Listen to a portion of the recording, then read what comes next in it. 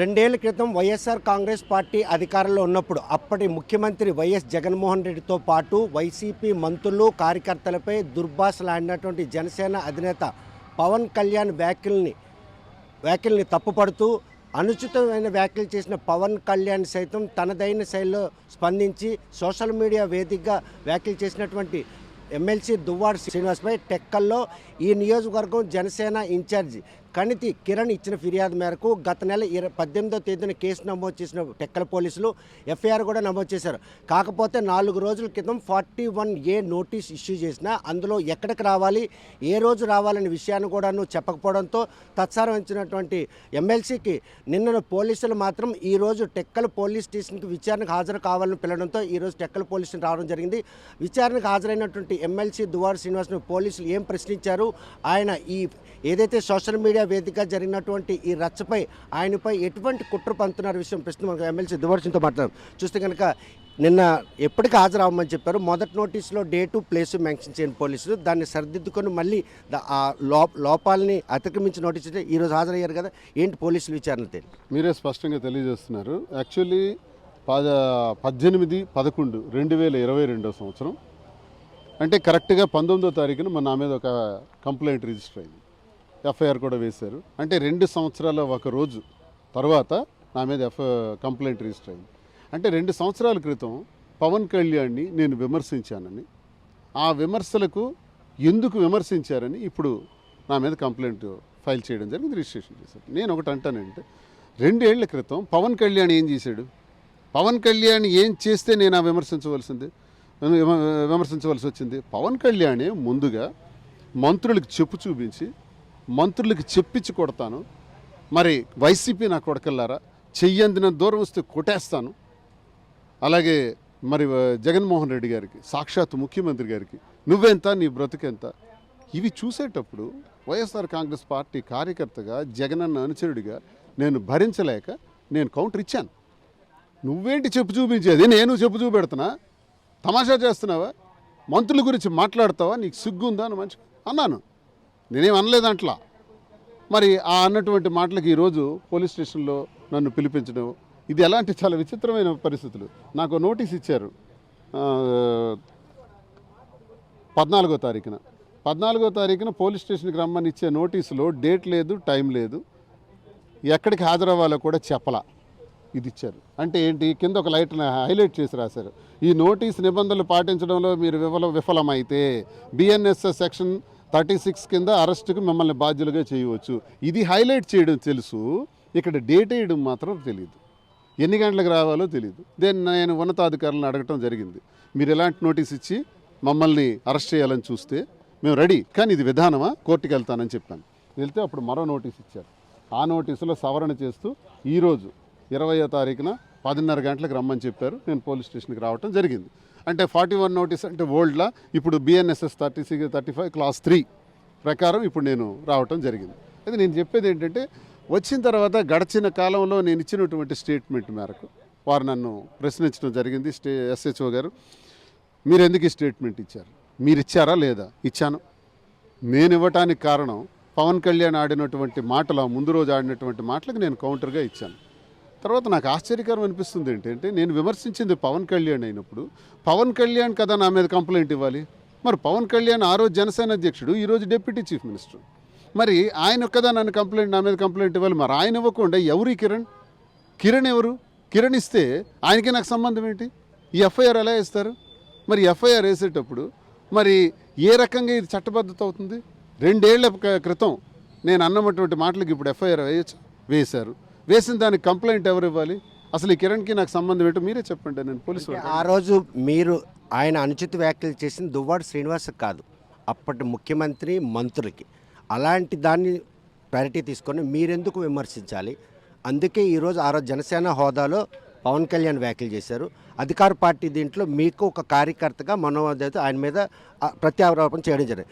కానీ ఈరోజు అదే డిప్యూటీ సీఎంగా ఉన్న పవన్ కళ్యాణ్ ఆదేశాల మేరకే కిరణ్ కుమార్ మీ మీద ఫిర్యాదు చేశారు అనుకోవచ్చు. సరే, నేను ఫిర్యాదు చేస్తే నేను కూడా ఒక కార్యకర్తగా పవన్ కళ్యాణ్ చేసిన వ్యాఖ్యలపైన నేను స్పందించాల్సి జరిగింది. స్పందన వేరు, కంప్లైంట్ వేరు. కంప్లైంట్ అన్నది లీగల్ అవుతుంది. ఇది కోర్టులో కూడా రేపు వాదించాల్సిన అవసరం వస్తుంది. వాదించేటప్పుడు నేను విమర్శించింది ఎవరికి, కంప్లైంట్ ఇచ్చింది ఎవరు? సో ఇవన్నీ వస్తాయి. ఒకవేళ అది రైట్ అనుకుంటే రేపు న్యాయస్థానంలో తేల్చాల్సి వస్తుంది. నేను న్యాయస్థానంలో ఇదే ప్రశ్నిస్తాం, మా అడ్వకేట్ ద్వారా అదే ప్రశ్న వెళ్తుంది. ఈవేళ విచారణలో పోలీసులు అడిగినటువంటి ప్రశ్నలకు సమాధానం ఇచ్చారు, మళ్ళీ విచారణకు హాజరు కావమని వారు ఇచ్చారు. అమెండ్మెంట్ దీంట్లో ఏవైనా కూడా నాన్ బెయిలబుల్ సెక్షన్లు ఏమైనా యాడ్ చేశారు. ఇందులో సెక్షన్స్ ప్రకారం అయితే అన్ని బిలో 7 years 41 సెక్షన్కి వర్తిస్తుంది, 41 నోటీస్కి వర్తిస్తుంది, స్టేషన్ బెయిల్ ఉన్నటువంటిది. కాకపోతే నాకు ఆఖరిలో ఎస్హెచ్ఓ గారు చెప్పినటువంటి మాటలు ఏంటంటే ఏ రోజైనా ఏ క్షణమైనా ఏ సందర్భంలో మళ్ళీ మేము పిలిస్తే మీరు రావాలి స్టేషన్కి, మా ఎంక్వైరీకి మీరు సపోర్ట్ చేయాలి, తప్పకుండా వస్తాను. ఏ టైం నోటీసుల జారీలోనే పోలీసులు లోపభూయిష్టంగా వ్యవహరిస్తున్న ఈ నేపథ్యంలో ఏ క్షణాన ఎప్పుడైనా అపరాత్రి అర్ధరాత్రి కాకుండా హాజరు కావాలనే దాంట్లో ఏదైనా కుట్ర కోణం ఉందని భావిస్తున్నారు. నోటీస్ ఇచ్చిన దగ్గర నుంచి ఈరోజు నేను స్టేషన్కి వస్తే నాతో మాట్లాడే విధానం వరకు ఏం అర్థమవుతుంది? ఇప్పుడు ఒంగోలులో కేసు అయింది. ఒంగోలుకి నాకు సంబంధం ఏంటి? ఒంగోలులో నేను ఎవరిని తిట్టాను? అక్కడేంటి కంప్లైంట్? సో ఇలాగా స్టేట్ మొత్తం తిప్పాలని చూస్తున్నారు. మరి ఎప్పుడు తిప్పుతారో నేను సిద్ధంగా ఉన్నాను. నేను తెలియజేసేది ఏంటంటే, నేను అధికార పార్టీలో 5 ఏళ్ళు ఉన్నాను. అధికార పార్టీలో ఉండేటప్పుడు ఎమ్మెల్సీగా కూడా ఉన్నాను 2.5 ఏళ్ళు. ఏదైనా మీరు మా మీద దమ్ముంటే, ఒకవేళ ఈ జనసేన పార్టీకి, తెలుగుదేశం పార్టీకి, ఆ జనసేన కార్యకర్తలకి మీకు ఏమైనా దమ్ముంటే, నేనేమైనా ఎక్కడైనా అక్రమాలు చేసున్నా, అవినీతి చేసున్నా, లంచాలు తీసుకొనున్నా, భూ కబ్జాలు భూదందాలు చేసినా, అధికార దుర్వినియోగం చేసినా చర్యలు తీసుకోండి. ఆన్ ది స్పాట్ ఇప్పుడే అరెస్ట్ చేయండి, కేసులు కట్టండి. అధికారం మీది కదా, దమ్మంటే అది. అంతేకాని ఇలాంటి 2 ఏళ్ల క్రితం జరిగినటువంటి ఇన్సిడెంట్ మా పవన్ కళ్యాణ్కి ఎందుకు తిడతాను, ఇప్పుడు విమర్శిస్తాను. తేడా కొడితే ఈ voice double the voice raise అవుద్ది. ప్రజల కోసం, జగనన్న కోసం దువాడ శ్రీనివాస్ వాయిస్ డబుల్ అవుతుంది. న్యూటన్స్ లా అప్లై చేయాల్సి వస్తుంది. Every reaction will have an opposite and equal reaction. బంతి ఎంత గట్టిగా మీరు కొడితే అంతే ఫోర్స్గా రివర్స్లో వస్తానని నేను తెలియజేస్తున్నాను. ముఖ్యంగా మీరేదో ఇలా కేసులు పెట్టి అదిరించి బెదిరించేసి నన్ను స్టేషన్లకు రప్పిస్తే నా కింద ఉన్నటువంటి క్యాడర్ భయపడిపోతారు, ఎవరు రోడ్లు ఎక్కరు. నేను రోడ్డు ఎక్కకుండా ఏదో గదిలో దాక్కుంటాను అనుకున్నారేమో. ఇంకా స్ట్రాంగ్గా పనిచేస్తా, ఇంకా ఫీల్డ్లోకి వచ్చేస్తా, ఇంకా గట్టిగా మాట్లాడతా. ఏమంటే ఏం చేస్తారో చేయండి. 100 కేసులకైనా నేను సిద్ధం. జిల్లాలో ఒక ఎమ్మెల్సీ హోదాలో వైసీపీ నాయకుడు మీకు పార్టీ నుండి ఎవరైనా ఈ సమస్యపై అండదండగా ఉన్నారు? పార్టీకి విషయం తెలియజేయటం జరిగింది. నాతో అధిష్టానం చాలాసార్లు దీని మీద చర్చిస్తున్నారు, మాట్లాడుతున్నారు. అంత పరిస్థితి వస్తే అధిష్టానం రెస్పాండ్ అవుతారు. ఇప్పుడు నేను క్షేత్రస్థాయిలో నాయకులు ఎవరు కూడా మీకు వచ్చినటువంటి ఈ నోటీసులు పరంపర విషయంలో ప్రాధాన్యత తీసుకున్నారు. క్షేత్రస్థాయి నాయకులు ఎవరు రాలా. ఎందుకు అనిశ్చిత? ఏ వాళ్ళ ఉద్దేశం ఏంటో, భయమేమో అనుకుంటాను, భయమేమో. 6 నెలల క్రితం ఎమ్మెల్సీ దువ్వాడ శ్రీనివాస్కి వచ్చినటువంటి ఒక ఆపద విషయంలో పోలీస్ స్టేషన్లో ఫిర్యాదిస్తే పోలీసులు ఏమైనా స్పందించారా? నేను కూడా ఇదే ఒకవేళ ఒక కిరణ్ కుమార్ ఇచ్చినటువంటి కార్యకర్త ఇచ్చినటువంటి దానిపైన ఎఫ్ఐఆర్ కట్టాలి, నన్ను స్టేషన్కి రప్పించాలి ఒక ప్రజాప్రతినిధిని కూడా అని అనుకుంటే, మరి ఒక ప్రజాప్రతినిధికే చంపుతాము, తనికేస్తాము, కారుతో తగలబెట్టేస్తామని జనసేన కార్యకర్తలు ఎంతోమంది, నన్ను కొన్ని వందలాది వేలాది మంది అంటే వాటిపై నేను డీటెయిల్డ్ కంప్లైంట్ నేను ఇచ్చాను. ఇచ్చి 4 నెలలైంది. ఎఫ్ఐఆర్ కూడా వేశారట. ఈ రోజు వరకు సమన్స్ చేయలేదే, ఎవరిని రప్పించలేదే, అరెస్టులు చేయలేదే, నోటీసులు ఇవ్వలేదే. మరి వాళ్లకో లెక్క, నాకో లెక్క. కార్యకర్తకున్న లెక్క ఒక ప్రజాప్రతినిధికి లేదా? ఈ ప్రభుత్వంలో మమ్మల్ని హింసిస్తారా? మమ్మల్ని ఇలా భయపెట్టాలనుకుంటున్నారా? ఇది న్యాయమా? ఇది ధర్మమా? మీకు అధికారం ఇచ్చారే, అధికారం ఇచ్చి ప్రభుత్వ పాలన చేయాలి, మీరు ఇచ్చినటువంటి సూపర్ 6 హామీలన్నీ అమలు చేయాలని జనం ఎదురు చూస్తున్నారే. మరి సుమారు 6 నెలలు గడిచేసిందే, ఇంతవరకు కూడా ఏమీ మీరు చేయలేకపోయినా కూడా ముఖ్యమంత్రి సమీక్ష నిర్వహిస్తూ కక్ష సాధింపు చర్యల ద్వారా పోవద్దని సూచన చేశారు. ఆయన మాటలకి క్షేత్రస్థాయిలో నాయకులపై దీనికి ఏమైనా సంబంధం? చంద్రబాబు నాయుడుగా నేను అడుగుతున్నాను. ఇప్పుడు ఈ గవర్నమెంట్లో నేను ఒక ఎమ్మెల్సీ ఉన్నాను కదా, మరి ఎమ్మెల్సీ మీద కక్షాదింపు జరుగుతుంది. చంద్రబాబు నాయుడు గారు ఏం చెప్తారు సమాధానం?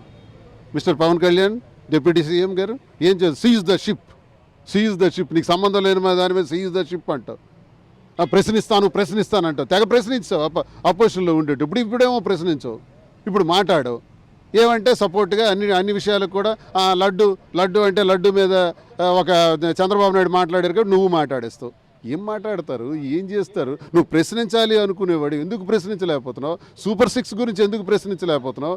సూపర్ 6కి ఏం సమాధానం చెబుతావు? ప్రతి రైతన్నకి కూడా 20,000 రూపాయలు ఇస్తామన్నారే. ఈరోజు గిట్టుబాటు ధరలు కూడా లేక రైతులు ఇబ్బందులు పడుతున్నారు. ప్రతి మహిళకు కూడా 1,500 రూపాయలు 59 సంవత్సరాల వరకు వయసున్న వాళ్ళందరూ కూడా ఇస్తామన్నారే. ఇచ్చారా ఈ రాష్ట్రంలో? అలాగే ప్రతి స్కూల్కి పంపిన ప్రతి బిడ్డకు కూడా 15,000 రూపాయలు తల్లికి వందనం ఇస్తామన్నారు, ఇచ్చారా?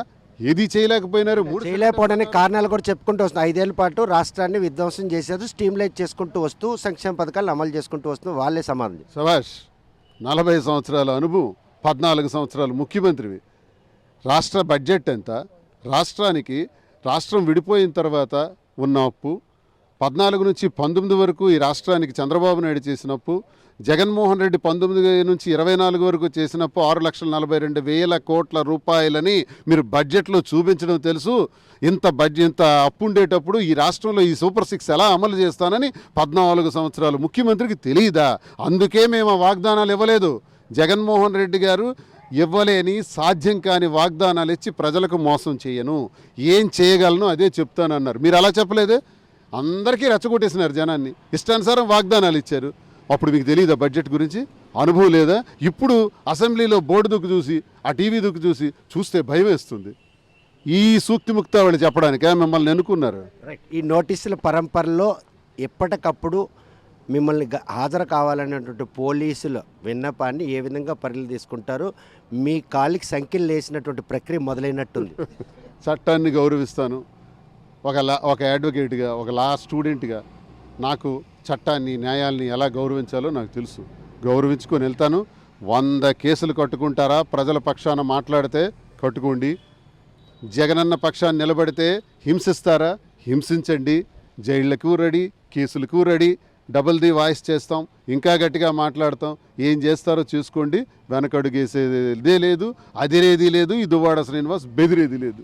చూస్తే కనుక పోలీసులు ఇచ్చిన నోటీసుల మేరకు ఈరోజు పోలీస్ స్టేషన్కి విచారణకు హాజరైన ఆయన మాత్రం ఎప్పుడు పిలిచినా, ఏ క్షణాన్ని పిలిచినా అందుబాటులో ఉండాలని సూచన చేశారు.